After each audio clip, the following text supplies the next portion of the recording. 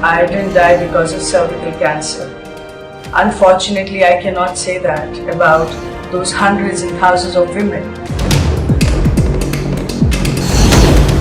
Bollywood ನಟಿ ಪೂನಂ ಪಾಂಡೆ ಗರ್ಭಕಂಠದ ಕ್ಯಾನ್ಸರ್ನಿಂದ ನಿಧನ ಹೊಂದಿದ್ರು ಅಂತ ನಿನ್ನೆ ಎಲ್ಲ ಕಡೆಯೂ ಸುದ್ದಿ ಆಯಿತು. ದೇಶಾದ್ಯಂತ ಈ ಸುದ್ದಿಯಿಂದ ಬಾಲಿವುಡ್ ಕೂಡ ಶಾಕ್ಗೊಳಗಾಯಿತು.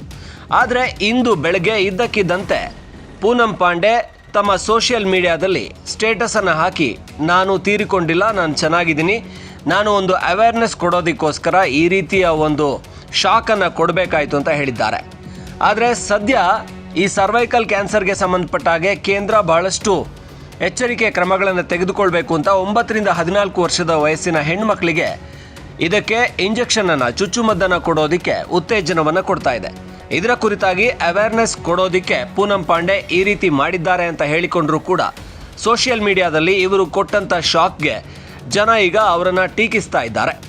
ಏನೇ ಆದರೂ ಕೂಡ ಅವೇರ್ನೆಸ್ ಕೊಡಬೇಕು ಅಂದರೂ ಈ ರೀತಿ ಸತ್ತು ಹೋಗಿದ್ದೀನಿ ಅನ್ನುವಂಥ ಸ್ಟೇಟಸನ್ನು ಹಾಕಿ ಶಾಕ್ ಕೊಡೋದು ಸರಿನಾ ಅಂತ ಎಲ್ಲರೂ ಪ್ರಶ್ನೆ ಮಾಡ್ತಾ ಇದ್ದಾರೆ. ಒಟ್ಟಾದರೆ ಸೋಷಿಯಲ್ ಮೀಡಿಯಾದಲ್ಲಿ ಈಗ ಪ್ರಚಾರಕ್ಕಾಗಿ ಏನು ಬೇಕಾದರೂ ಮಾಡ್ತಾರೆ ಅನ್ನುವ ಮಟ್ಟಿಗೆ ಅತಿರೇಕಕ್ಕೆ ಹೋಗಿದೆ.